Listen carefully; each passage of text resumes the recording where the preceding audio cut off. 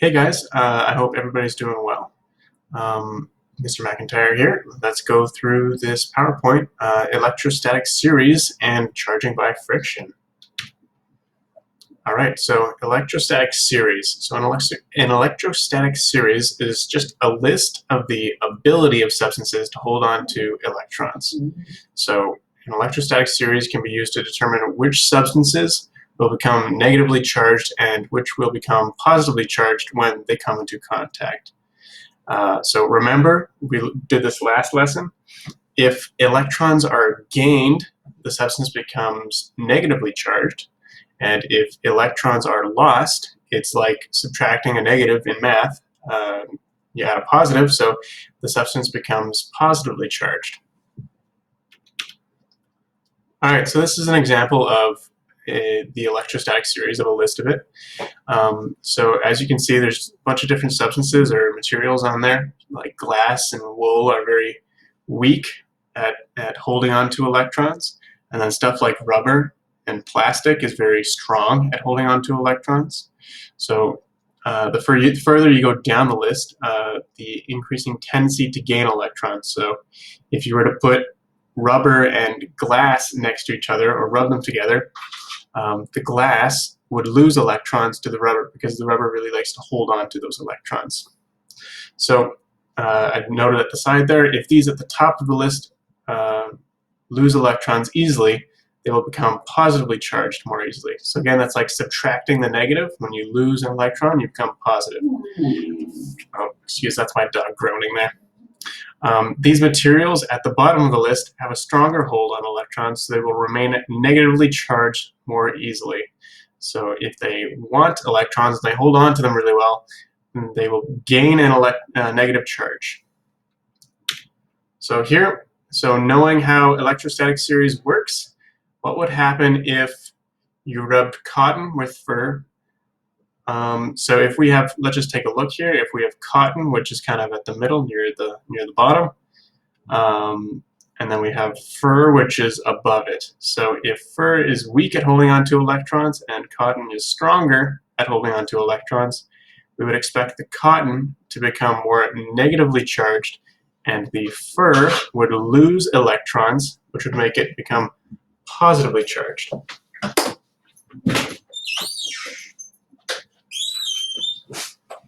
Sorry about that.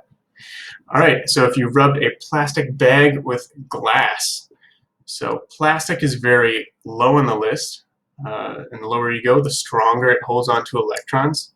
And then glass is very high up in the list, so it's very weak.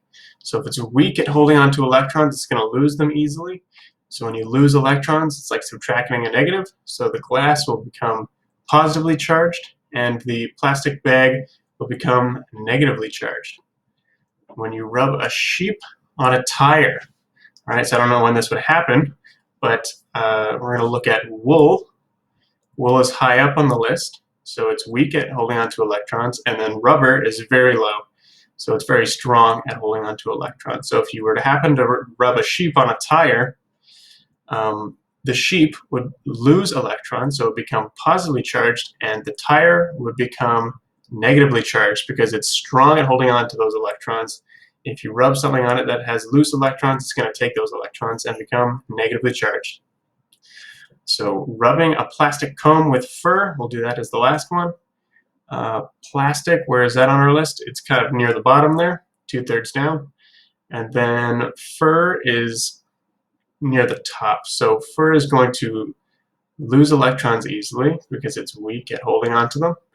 And the plastic comb is going to gain electrons, it wants to hold on to them.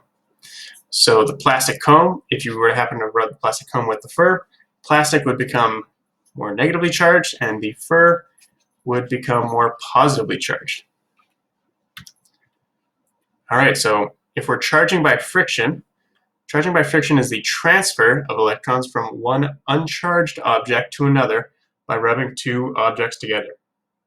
So you can imagine this, if you have a balloon and your hair, if you put it right on your hair, it's not going to do anything. Or if you put it right on the wall, rather, it's not going to do anything.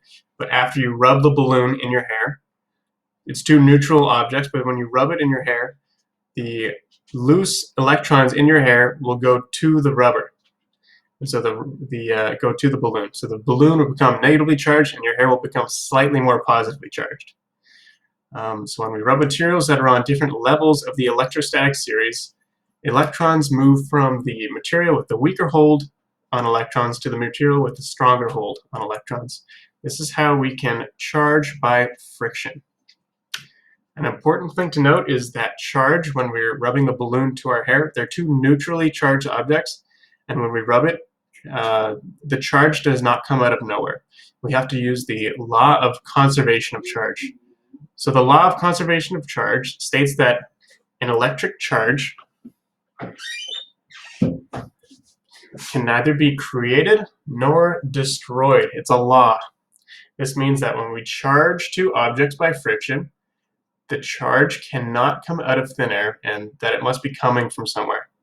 So if you make something negatively charged, that means you're making something else more positively charged. Those electrons are moving.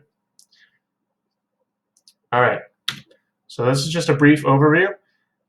So things you should know after going through this PowerPoint and doing the little demonstration that I set up for you in the worksheet. You should know what an electrostatic series is and how we can use it to determine what charges objects will have after we rub them together. You should know what charging by friction is, we just talked about it, and you should know what the conservation of charge is. All right, that's all I've got for you. Again, if you'd like, I'd like you to work on that worksheet there that I made for you. I made a video of a demonstration of me rubbing some different objects together and showing the electrostatic series, kind of a demonstration of that. So if you'd fill that in and hand it in by, let's say, Sunday, that would be fantastic. It won't take you very long. And yeah, I hope you guys have an awesome weekend, and I'll see you on Monday.